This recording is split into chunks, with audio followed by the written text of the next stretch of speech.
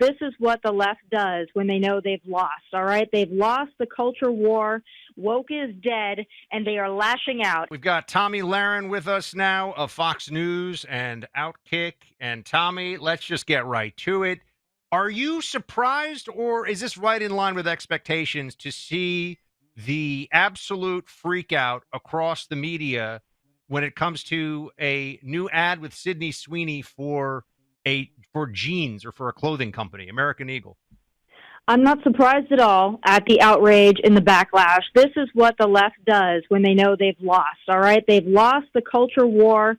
Woke is dead, and they are lashing out. And the charge is being led by objectively mediocre to less attractive liberal white women. And that usually seems to be the case for all the things that they complain about. It's led by liberal white women, but especially when you have a hot girl in an ad, that really brings out the fangs, that brings out the claws. I'm not surprised at all. Okay, I am stunned, honestly. Like, I get because we hear so much about Democrats recognizing that they have lost men. I would say that overwhelmingly the one thing that unites men is an appreciation for pretty girls, heterosexual men anyway, which I understand there may not be very many in the Democrat Party already. But if you're trying to just be normal and just be sane, complaining that an attractive person is used to sell clothes and trying to say it's like being a Nazi is next level crazy even for them. So you expected that when you saw this Sydney Sweeney ad, you were like, oh, left-wingers are going to lose their mind? Tomi, The Atlantic has an article saying liking boobs is now conservative. This is a legitimate article that is up in that magazine. We may never lose an election again at this rate, which it's fine if they want to freak out over it. But no, I'm not surprised at all because the left of the Democrat Party has been completely captured by the activists and the woke class. They won't give any of these things up. They still go hard for Kilmar Abrego Garcia. They go hard for men and women's sports. There is not a dumb hill that they will not continue to die on. They love this kind of stuff. I don't know who they're listening to. They're not listening to you guys. They're not listening to young men or even attractive young women. They are completely captured by the green hairs with gauges and septum piercings.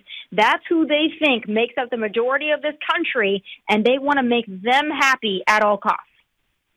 Tomi, whenever I do a live event, if a woman under 35 approaches to take a photo or to say hi or something, generally she says, "Do you know Tomi Lahren?" and gets very excited when I say yes. So you certainly have your finger on the pulse of the conservative youth in this country. And I'm wondering the vibe shift, as they would say, in the culture. Where are the biggest places you are seeing it? Like, what are the things that you're seeing now that give you hope that the opposite of what we see with the Sydney Sweeney phenomenon is really taking root, that essentially that insanity is fading and culture is coming back in a way that we can all be proud of? Well, normalcy is coming back. People have realized, especially young people, they've realized that, no, they do want to be attractive and they do want to be healthy and they want to be normal and they want to interact with people. Things go in cycles, of course, and it's not just fashion and style. But I will say the fashion and the style right now is kind of going back to the early 2000s. That's what's popular with Gen Z. They're resurrecting all the old clothes that I wore when I was in the fifth grade, and they think that's new. And that's fine with me because so has the normalcy. It's like, yes, no, we want to look good. No, we want to be normal. We want to talk to people. We don't want to have the color of hair of a green poison frog. We just want to be normal. So I think that you're still going to have the minority that's very loud out there, and then, of course, on TikTok and voting for socialists. But those people live in deep blue cities like New York City or Los Angeles. They don't live in Tennessee. They don't live in Miami. There are normal people in those normal places, and I think they're taking over.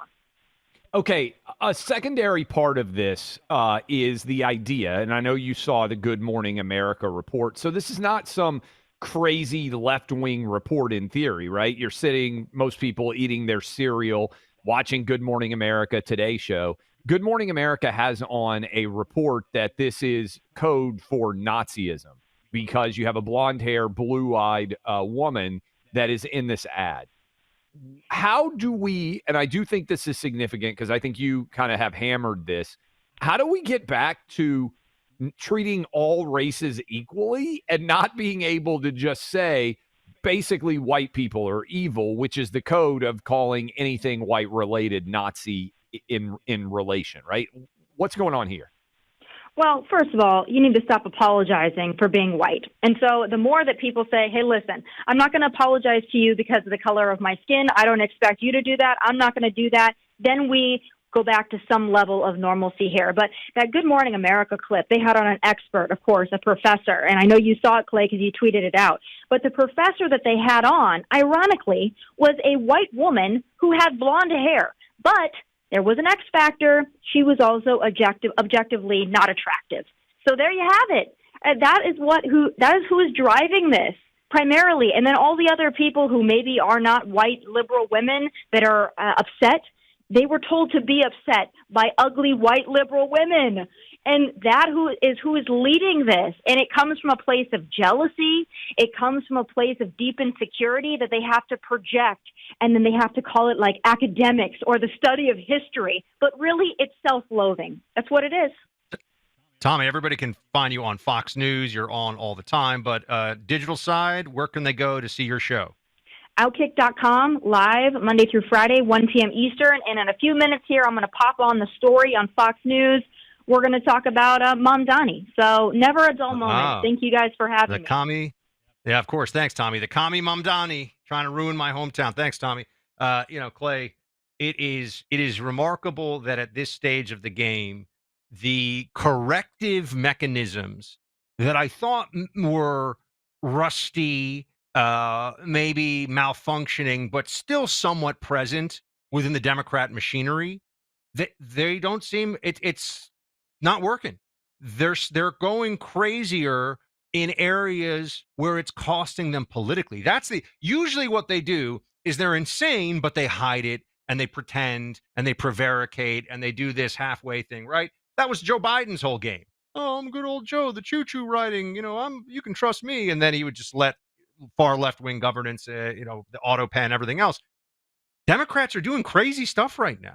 It's hard for us to imagine living in places where bomb shelters are as common as gas stations or coffee shops. That's what it's like in Israel. I was over there in December. I saw the importance of these shelters and of how much difference just having a bomb shelter can make. And that is what the International Fellowship of Christians and Jews does. They build bomb shelters. They build protective devices on cars for first responders. They help to take care of people that otherwise can't take care of themselves in a time of perpetual war. As we talked about earlier, New York Times spreading lies with a picture of a kid that wasn't actually being malnourished and trying to blame Israel for the situation in Gaza. You need and can help to make a difference in the Holy Land by reaching out and making a gift. You can call 888-488-IFCJ. That's 888-488-IFCJ. You can also go online at ifcj.org. That's ifcj.org.